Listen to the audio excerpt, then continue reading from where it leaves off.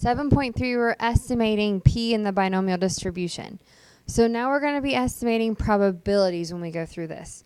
And so in your margin of error formula, instead of having our sigmas or our s's for standard deviation, we don't have standard deviation because we have proportions. So we have something called p hat and q hat. P hat is going to be the sample proportion of successes. Q hat is the sample proportion of failures. To find your p hat, you have to take your r over your n. You're going to then get a decimal. Then you're going to take 1 minus that decimal to get your q hat. You multiply those two together on the top of your fraction and take the square root of everything in it. You're multiplying that then by your ZC. So for the P problems, you can go and use the little Z chart in the Z table. So you don't have to use your T chart anymore. You can go and use the Z chart for the P problems. You only use the T chart if you know what your S is, that sample standard deviation.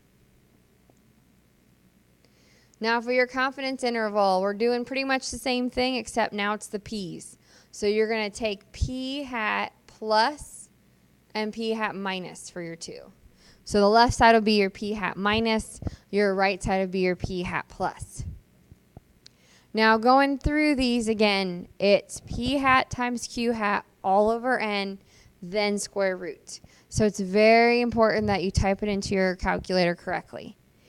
Now for these types of problems, they want to make sure that the number of trials n is large enough so when you take n times p hat and n times q hat, you get a number bigger than 5. Now on WebAssign, they're going to ask about that. I am not going to require you to show me that, but that's what you must have in order for these to work. I will tell you they will always work when you go through these. It will always give you numbers that are bigger than 5, so I don't go through and check with you because it is bigger than 5 when you go through it. But on WebAssign, that's the criteria for this. If you take your n times your p hat and your n times your q hat, you must have numbers that are greater than 5 for both.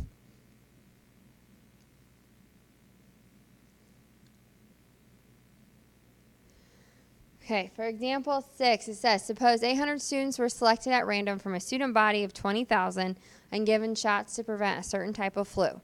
All 800 students were exposed to the flu, and 600 of them did not get the flu. Let P represent the probability that the shot will be successful for any single student selected at random from the entire population of 20,000. Let Q be the probability that the shot is not successful. Find a 99% confidence interval for P. So your R and your N, we have to figure out what those are. You're looking at 800 students in your sample. Your sample is not 20,000. It would be that 800. 20,000 is the population. 800 is your sample. Which means then your R is going to be 600 because 600 of them did not get the flu. So now if I want to find my P hat, we take R over N, so 600 over 800. So that means my P hat would be a 0.75. My Q hat then is going to be 1 minus the P hat, so 1 minus 0.75, which is 0.25.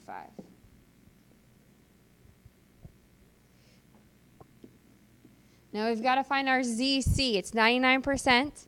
So go to your little chart, find the Z for 99%.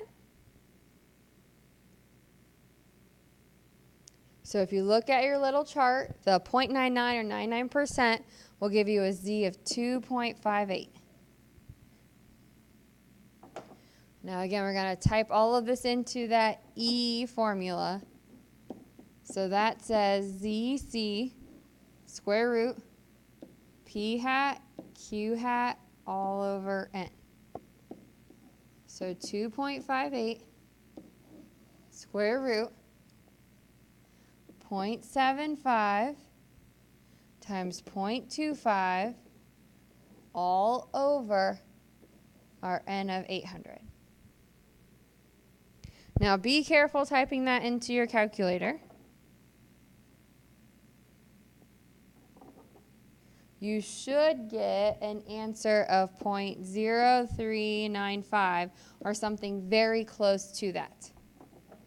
If you are not getting that number, I would go back through, double check I'm typing it incorrectly into my calculator. So don't just go with my answer. Make sure you are getting that answer too, because that means you won't get the answer then when you are doing it on your own. So make sure you can type it into your calculator correctly and get that number.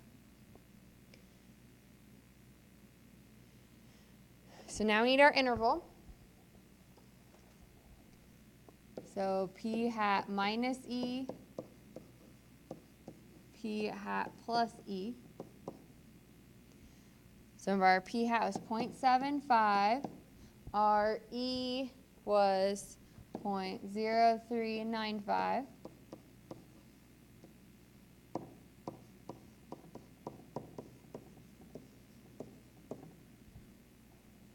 So about 0.71 to 0.79. Now these are proportions. You should always have numbers that are smaller than 1 for these problems. If you get a number that's greater than 1, then that can't happen because that's not a proportion. Proportions are numbers smaller than 1. So don't tell me your answer is between like 10.71 and 12.79. That's way bigger than what we need to be. So your numbers have to be these decimals smaller than 1 when you go through it. It's a nice way to make sure and double check yourself. So if you get numbers bigger than that for P, then something went wrong. So we're going to write our sentence. We are 99% confident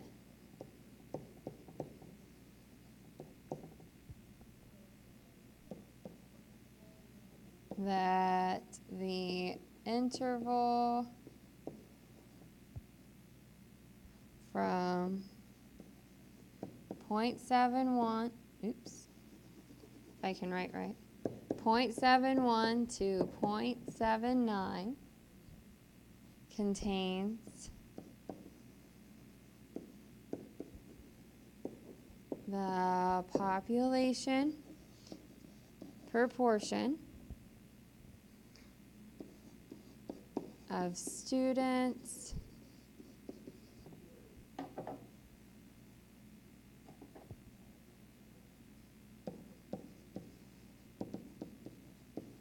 receiving a flu shot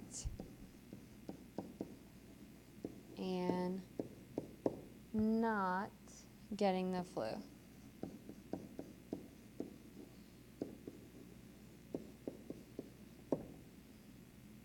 Now these are proportions, so you can also write them as percents.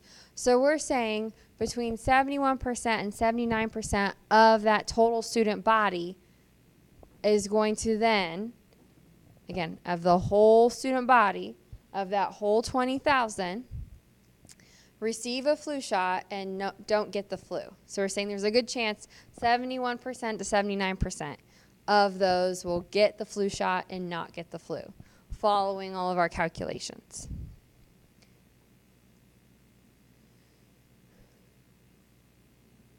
You're going to do the same thing for this number 6 here. So again, we're going to read through it together. A random sample of 188 books purchased at a local bookstore showed that 66 of the books were murder mysteries. Let P represent the population of books sold by this store that are murder mysteries. Find a 90% confidence interval for P. So you're going to go through this, just like the last problem, find all your parts and write your sentence, and then pause the video before you're doing all that, and then come back to me and we'll go through it together.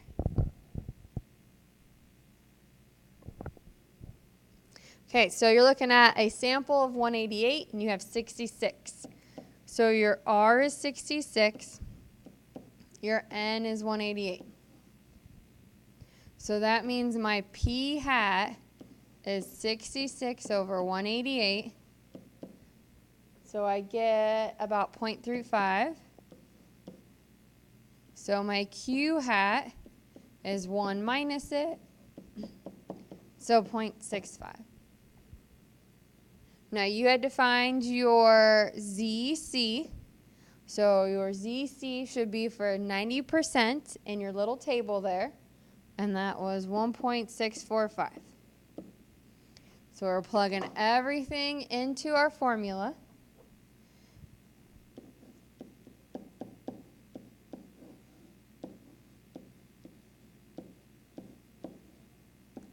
So I have 1.645 square root 0.35 times 0.65 all over my n of 188. So again, you are typing that into your calculator. You should have something close to 0.0572. WebAssign will tell you what to round to. So then we've got p hat minus e, p hat plus e. So 0.35 minus 0.0572. 0.35 plus 0.0572. So I have a 0.29 and a 0.41. So we are 90% confident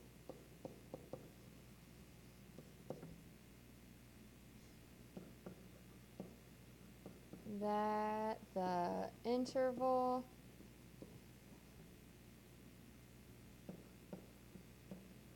from 0.29 to 0.41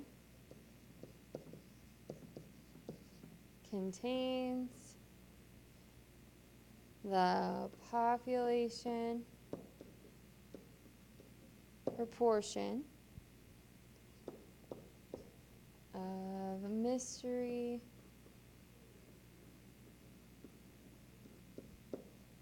books sold at the store. So they're saying on average at that store, 29% to 41% of the books they sell are going to be mystery books in that 90% confidence interval. Now again, you can use your calculator for these, but like I said, I still don't use it. But if you want to, here's what you could do. You're going to hit your stat button. We're going to go over test again. You want one per portion Z interval. So you have to look for it. One per portion Z interval. So I want one per portion Z, there we go, interval. There's a lot of them there. So we're going to have that. The X is going to be your R. So if I go back up to my problem here, my R is 66. Your N in this problem is 188. And our level here was 90%.